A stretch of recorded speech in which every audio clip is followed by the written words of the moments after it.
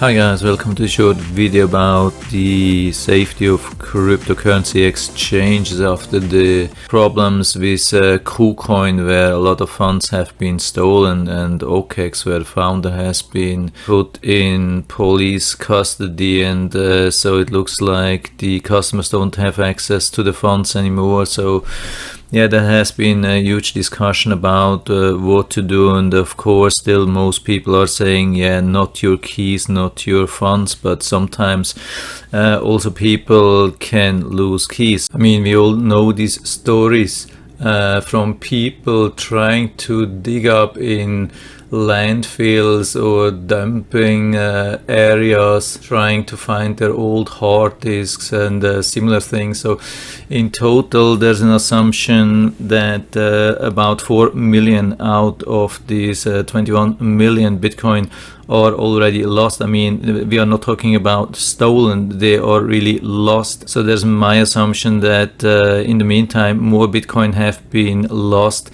than stolen. So when people claim that Bitcoin or cryptocurrency is more safe when you have it like in your own wallet with your own keys, they are more safe than on an exchange. Yeah, I highly doubt that. And also the original 1 million Bitcoins of Satoshi Nakamoto, the founder of Bitcoin itself. Most people are assuming in the meantime that Satoshi Nakamoto is dead, and probably these coins are lost, or yeah, maybe there's a chance that somebody else have it, but I think they are still untouched.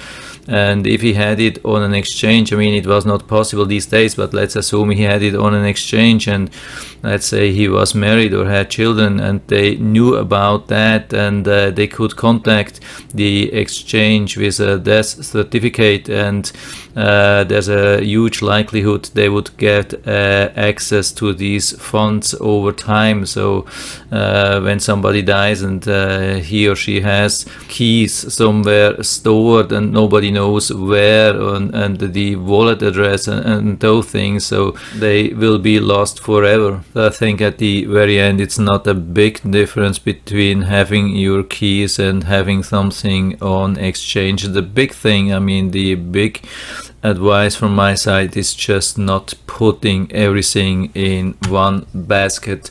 I mean, we have this, yeah, here there's by the way, there's a really interesting page here about cryptocurrency exchange hacks.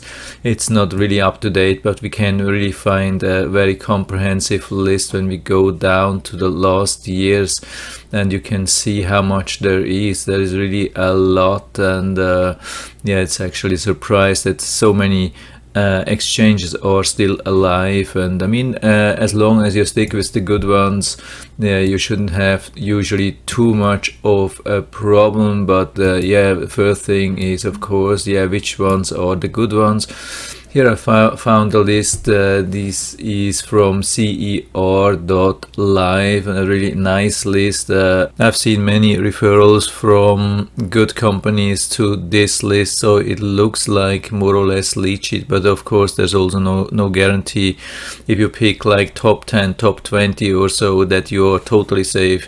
Can see there are, yeah, maybe top 10 or so are pretty safe, but apart from that, when it goes down, they have their problems as well. But I would definitely recommend to stick with maybe here with the top 10, top 20, something like that. And my main recommendation is just, again, not putting everything into one basket. If you can, just distribute your funds, yeah, maybe across 5 or 10 exchanges, and additionally maybe in a USB hardware key, and maybe even like paper wallet and different things. So if something happens, not everything will be gone. So this is my main advice. I mean, let's imagine you have like $100 and you have spread them in between 10 exchanges, and one gets hacked and you lose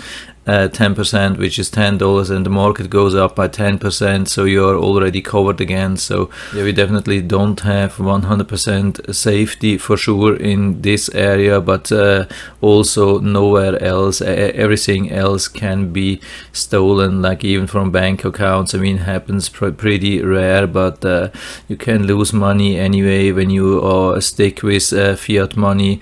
Over time they will lose their value, so it's difficult to be in a place where you don't lose any money. And as always, this is not professional financial advice, just my opinion on that. If you have any questions or comments or better solutions, just let me know down in the feedback area. I'm always happy to talk about these things. And if you like the video, give me a thumbs up, subscribe my channel. Thanks for watching, and see you next time.